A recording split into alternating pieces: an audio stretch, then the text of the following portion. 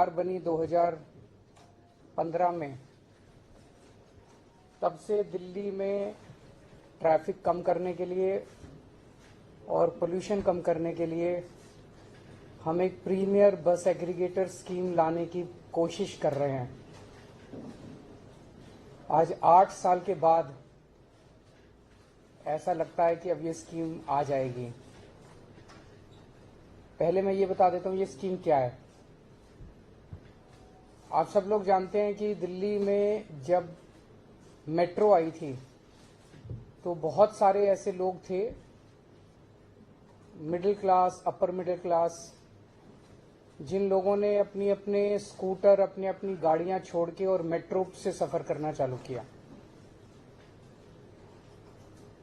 धीरे धीरे मेट्रो में इतनी ज्यादा भीड़ होने लगी कि कुछ लोग फिर वापस अपनी गाड़ी और अपने स्कूटर पे आ गए। अब जो लोग बसों में ट्रैवल करते हैं, अब दिल्ली में बसों की संख्या भी काफी ज्यादा बढ़ गई है। बसों में कोई बहुत ज्यादा भीड़ नहीं होती जो हम लोगों ने अभी सर्वे कराया, लेकिन फिर भी एक लोगों के दिमाग में वो है कि बसों में आप देखेंगे अक्सर केवल लोअर मिडिल क्लास या लोअर क्लास के लोग, इकोनॉमिक क्लास के लोग ट्रैवल करते हैं। तो मिडिल क्लास और अपर मिडिल क्लास को भी अपनी अपनी गाड़ियां छोड़ के बसों में ट्रैवल करने के एनकरेज करने के लिए ये स्कीम लाई जा रही है, जिसके तहत प्रीमियम बसेस, लग्जरी बसेस, उनके एग्रीगेटर्स को लाइसेंस दिए जाएंगे, ताकि एक लाइसेंस होल्डर कम से कम 25 लग्जरी बसेस लेके आएगा और वो लग्जरी बसेस दिल्ली की सड़कों पे चलेंगी। ये लग्जरी बसेस सभी एयर कंडीशनड होंगी, कम से कम 9 सीट से ज्यादा होनी चाहिए, मतलब 9 सीट कम से कम। छोटी बस में 9 सीट होंगी, बाकी में बड़ी में और ज्यादा होंगी। इन बसों में वाईफाई होगा, जीपीएस होगा, सीसीटीवी होगा। स्टैंडिंग अलाउड नहीं होगी, हर एक को सीट मिलेगी और सीट भी डिजिटली मिलेगी। आप अपनी सीट, ऐप होगा हर एक उसका, और आप उनके ऐप पे जाके अपनी सीट बुक कर सकते हैं, जो सीट चाहें। जैसे हम एयरलाइंस में बुकिंग करते हैं वो सीट बुक कर सकते हैं। पेमेंट्स केवल डिजिटल होंगे और वहां पे बस के अंदर आपको टिकट नहीं मिल सकती। ऐसा नहीं कि बस रुक रुक के जाएगी, और आपको केवल डिजिटल पेमेंट्स होंगी और जहां से आप कहेंगे वहीं से आपको बस पिकअप करेगी। इससे हमें उम्मीद है, बिकॉज काफी अच्छी अंदर आरामदेह बस होगी, कंफर्ट होगा, डिफाइंड टाइम होगा चलने का, पहुंचने का। तो हमें उम्मीद है कि बहुत लोग अपनी गाड़ियां छोड़ के इन बसेस में आएंगे और इससे दिल्ली की यातायात व्यवस्था बेहतर होगी, ट्रैफिक कम होगा और पोल्यूशन, एयर पोल्यूशन कम होगा। इसमें जो बसेस होंगी वो अगर सीएनजी बसेस हैं तो वो 3 साल से पुरानी नहीं होनी चाहिए, जो बसेस अलाउड होंगी। और जो नई बसेस 1 जनवरी 2025 के बाद, 1 साल 1.5 साल के बाद जो नई बसेस इसमें इंट्रोड्यूस हो सकती हैं वो केवल इलेक्ट्रिक बसेस होंगी। जैसा मैंने कहा कि जो लाइसेंस होल्डर्स होंगे उनको कम से कम 25 बसेस की फ्लीट मेंटेन करनी होगी, और जो इलेक्ट्रिक बसेस इंट्रोड्यूस की जाएंगी उसका कोई लाइसेंस फीस नहीं ली जाएगी, वो एनकरेज करने के लिए, ताकि ज्यादा से ज्यादा इलेक्ट्रिक बसेस आए। एक इस पॉलिसी की खासियत यह है कि इस बसेस का रूट हम डिसाइड नहीं करेंगे, इन बसेस का रूट मार्केट डिसाइड करेगी। जहां उनको लगता है कि ज्यादा उनको सवारी मिल सकती हैं, वो बसेस उन एरियाज में ज्यादा चलेंगी, तो जाहिर तौर पे उन एरियाज के अंदर ट्रैफिक ज्यादा है वो कम होगा, तो ऑटोमेटिकली उन एरियाज के अंदर ट्रैफिक कम होगा। उसे जो भी रूट वो डिसाइड करेगा बस ऑपरेटर, उसे हमें सिंपल डिपार्टमेंट को इंटीमेट करना है कि मैंने आज से एक नया रूट चालू कर लिया।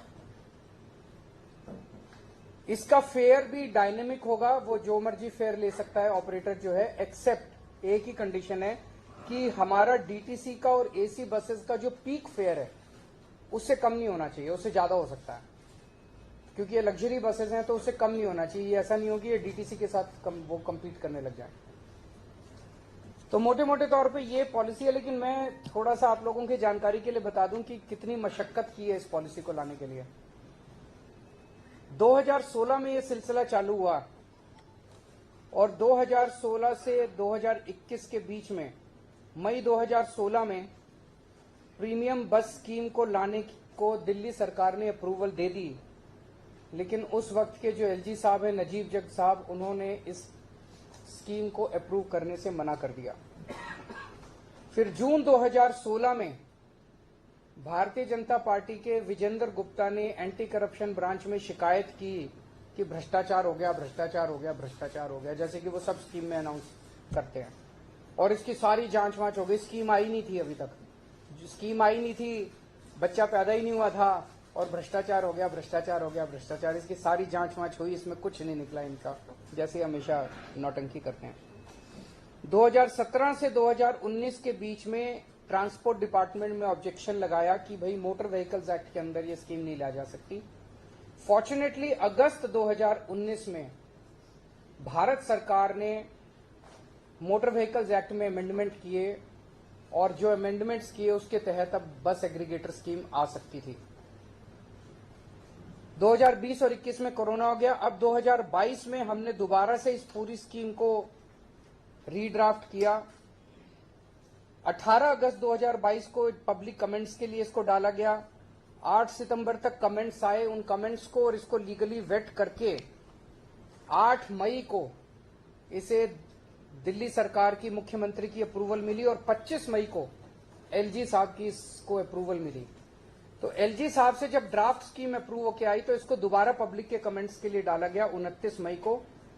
और जो अब कमेंट्स आए हैं उन सारे कमेंट्स के साथ और 27 जुलाई को ट्रांसपोर्ट डिपार्टमेंट ने एक स्टेक होल्डर कंसल्टेशन भी किया। उससे जितने कमेंट्स आए, तो जो कमेंट्स आए हैं उसमें जो एलजी साहब ने अब अप्रूव की थी स्कीम, वो बहुत ही माइनर 2-4 छोटे मोटे चेंजेस हैं। ये आज मैं अप्रूव कर रहा हूं इस स्कीम को और आज इसको एलजी साहब के पास भेजा जा रहा है। तो जैसा कि एलजी साहब इसको ऑलरेडी 25 मई को अप्रूव कर चुके हैं, तो उसमें बहुत माइनर चेंजेस हैं। मुझे उम्मीद है कि एलजी साहब इसको अब जल्दी अप्रूव कर देंगे और अब दिल्ली पूरे देश का पहला शहर होगा जहां पे इस किस्म की बस एग्रीगेटेड प्रीमियम बस एग्रीगेटर स्कीम आ रही है। और मेरा अपना मानना है इससे दिल्ली के लोगों को बहुत बहुत सुविधा मिलेगी, ट्रैफिक भी कम होगा, अच्छा ट्रांसपोर्ट भी मिलेगा, वर्ल्ड लेवल का ट्रांसपोर्ट मिलेगा और पोल्यूशन भी कम होगा। आज एक और आप लोगों को जानकारी के लिए बता दें, दिल्ली अकेला शहर था पूरे देश में, अकेला राज्य था जब कोविड के समय में हमने देखा कितनी तकलीफ हुई थी, लेकिन उस वक्त भी कई कोरोना वॉरियर्स थे जिन्होंने अपनी जान दांव पे लगा के दिल्ली के लोगों की सेवा की थी। जो कोरोना वॉरियर्स शहीद हो गए, ऐसे लोगों को दिल्ली अकेला राज्य है जिसने 1-1 करोड़ रुपए की उनकी शहादत का सम्मान करते हुए उनके परिवार को, मैं, मेरे मंत्रीगण, उनके घर जा जाके हम उनको 1-1 करोड़ रुपए का चेक दे के आए थे। ऐसे बहुत सारे डॉक्टर्स हैं, हेल्थ वर्कर्स हैं, पुलिस वाले हैं, सफाई कर्मचारी हैं, टीचर्स हैं, पैरामेडिक्स हैं, वॉलंटियर्स हैं। अभी पिछली जो मीटिंग हुई, इसका एक ग्रुप ऑफ मिनिस्टर्स है जो अप्रूव करता है, उसमें 2 नाम और अप्रूव किए गए हैं। एक श्री सतपाल हैं जो नर्सिंग ऑर्डरली थे, वो डिस्ट्रिक्ट मेडिकल स्टोर साकेत में जो हाई रिस्क जोन था वहां से 40 डिस्पेंसरीज के लिए दवाइयां भेजा करते थे, जहां से हजारों हेल्थ वर्कर्स और पेशेंट्स के लिए दवाइयां जाती थी। उनको अपना काम करते वक्त कोरोना हो गया और 28 नवंबर 2020 को उनकी शहादत हो गई। इसी तरह से एक कांस्टेबल अमित कुमार हैं दिल्ली पुलिस के, भरतनगर पुलिस स्टेशन में लॉकडाउन के तहत जो कंटेनमेंट जोन्स हैं, तो दीप चंद बंधु अस्पताल के आसपास बहुत हाई रिस्क एरिया का जो कंटेनमेंट जोन था, वहां इनकी ड्यूटी लगी थी। वहां कई पेशेंट्स आते थे, उनको भी वहां पे कोरोना हो गया और 5 मई को 2020 को इनकी शहादत हो गई। इन दोनों को 1-1 करोड़ रुपए की राशि अभी अप्रूव की है।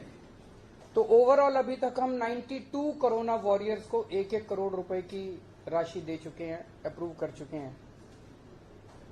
92 करोड़ रुपए हम इन 92 करोड़ कोरोना वॉरियर्स को दे चुके हैं। मैं उम्मीद करता हूं इनकी आत्मा को शांत, भगवान से प्रार्थना करता हूं शांति मिले और हम पूरी तरह से इनके परिवार की जो भी जरूरत पड़ेगी मदद करेंगे। सो इन दोनों मुद्दों पे अगर आपके कोई प्रश्न है तो। सर, पहला सवाल ये, लास्ट टाइम जब आपने किया जब ये पॉलिसी लेके आए थे, बीजेपी ने बहुत हंगामा किया किसी तरह खर्चा, तो क्या कोई सर्टेन ट्वीट्स आपने किए कि इस बार फिर से पॉलिसी उस इन्वेस्टिगेटिव अब एक्चुअली केंद्र सरकार ने अपने मोटर व्हीकल्स एक्ट में कुछ चेंजेस किए हैं। वो चेंजेस करने के बाद उन्होंने कुछ एक खाका तैयार किया है कि ऐसे बनाई जा सकती है। तो केंद्र सरकार के जो चेंजेस हैं मोटर व्हीकल्स एक्ट में, उसको ध्यान में रखते हुए हमने पॉलिसी बनाई है। पहले जो हमारी पॉलिसी थी वो हमने अपनी सोच के हिसाब से बनाई थी। मुझे लगता है वो पॉलिसी केंद्र सरकार ने भी देखी थी, उन्होंने इंटरनली तारीफ भी की थी, तो उसको देखते हो सकता है उन्होंने बाद में सब्सिक्वेंटली मोटर व्हीकल्स एक्ट में अमेंडमेंट किए हों। आज उसको ये अब मैं समझता हूँ जैसे ही एलजी साहब क्लियर कर देंगे, नोटिफिकेशन जारी हो जाएगा, उसके बाद लोग लाइसेंस के लिए उसके 90 डेज के अंदर ये लागू हो जाएगी। सर कोई टारगेट भी है कि उसमें मैक्सिमम नंबर ऑफ लाइसेंसेस होंगे, कितना बस देखिए ये मार्केट ड्रिवन है, सो जिसको लगेगा कि there is a market for वो सभी लाइसेंस लेने के लिए आएंगे। और एक सवाल ये है कि राष्ट्रपति ने दिल्ली सुधार विधेयक कुछ वापस कर दिया है।